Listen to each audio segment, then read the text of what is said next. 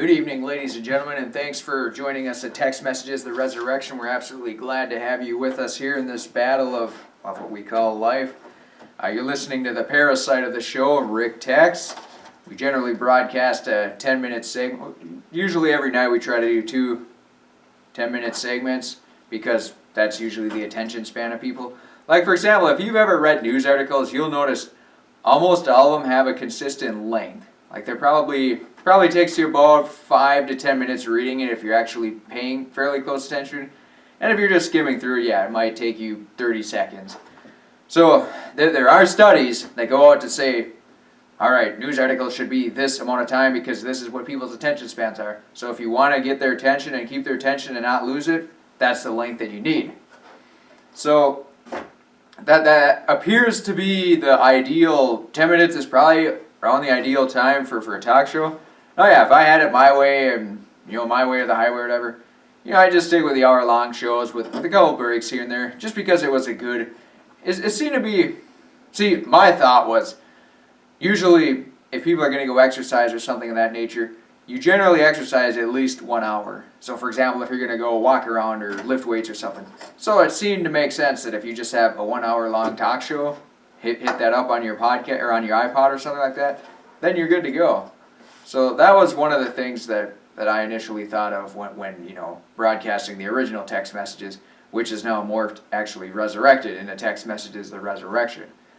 So, with that being said, ladies and gentlemen, there's also we had a couple, we had to make sure we got the Text Messages studios back up to spec because we had a few issues with the cold temperatures and everything. I mean, it definitely presents a bit of a dilemma, but we were able to get past that, so we're definitely happy about that. Now, one of the things we wanted to discuss today, ladies and gentlemen, is a lot of people have probably heard about bisphenol A. It's a type of plastic compound that leaches into food and disrupts endocrines, and it's an estrogen mimicker, so like soy, so it does very, very bad things.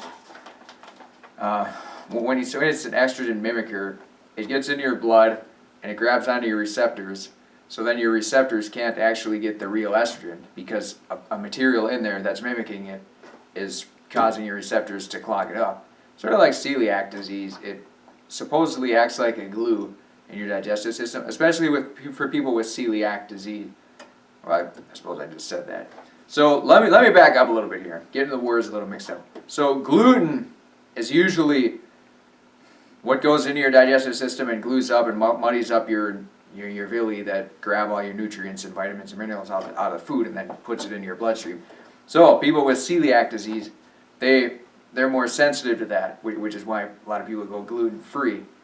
Now, yeah, a lot of people go gluten-free who aren't technically of a celiac disease variety, but the reality is a lot of people have found that when they just skip their grains in general, and some people find it's a good idea just to go low carbohydrates as well.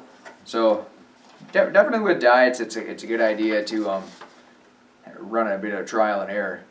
So now what we wanted to talk about today is balances of power.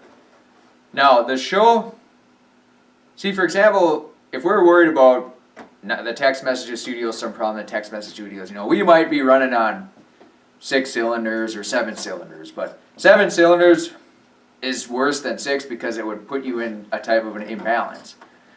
And 6 cylinders, for example, now you have a balance.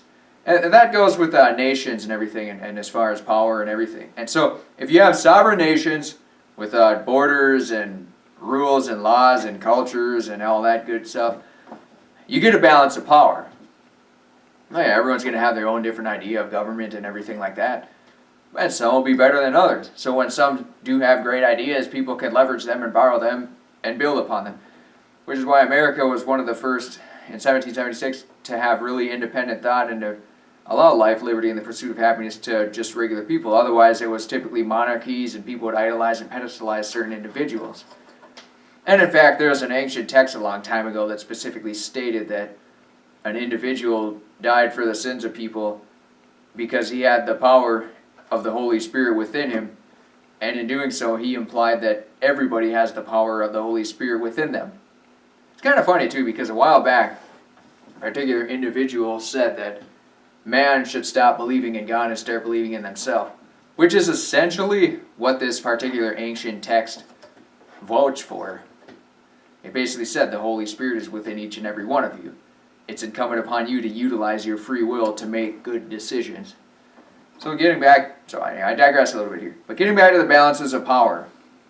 So if you have a 7-cylinder engine, it's out of balance. 6 cylinders, in balance. 8 cylinders, in balance. We generally want to be an 8-cylinder engine, or even a 12-cylinder engine.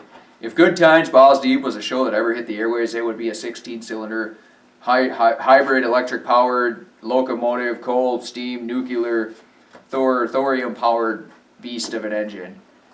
But unfortunately, we don't foresee Good Times, Balls Deep occurring anytime in the near future. I mean, we certainly do hope it does, but if it doesn't, we'll move on and we'll continue the battle.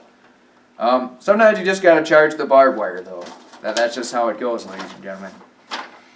So, now what we want to talk about today, bisphenol A. It's a plastic compound. It's used to make water bottles, pretty much a lot of baby formula products, but any plastic containers, all your supplements will be in those little plastic bottles, and if you get a sour cream, they even have acidic drinks, lemon and lime juice in plastic bottles, which is probably not the best idea because the acid is going to create more leaching.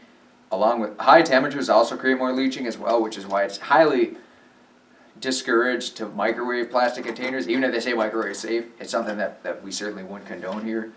So bisphenol A, they found that replacement chemicals were found to disrupt hormones much like BPA. And that's a lot of, usually, for example, back in the good old days when they found diet compounds to replace sugars, then when they started to find out that the diets were just as bad, they'd cause tumor in rats and everything, and then they started experimenting with sucralose, aspartame, and they found out that those had a lot of deleterious effects as well. So anytime something is a safer alternative, it usually means it's just not studied as much. I mean, you basically just had to use common sense.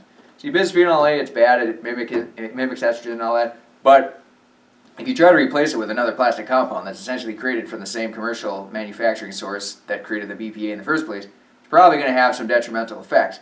So if you just push it onto the market right away to say BPA is dangerous, see, it almost feels like BPA was a bit of a honeypot because they could just put that out there and say, hey, this stuff is really dangerous, so why don't you go ahead and use this other plastic compound?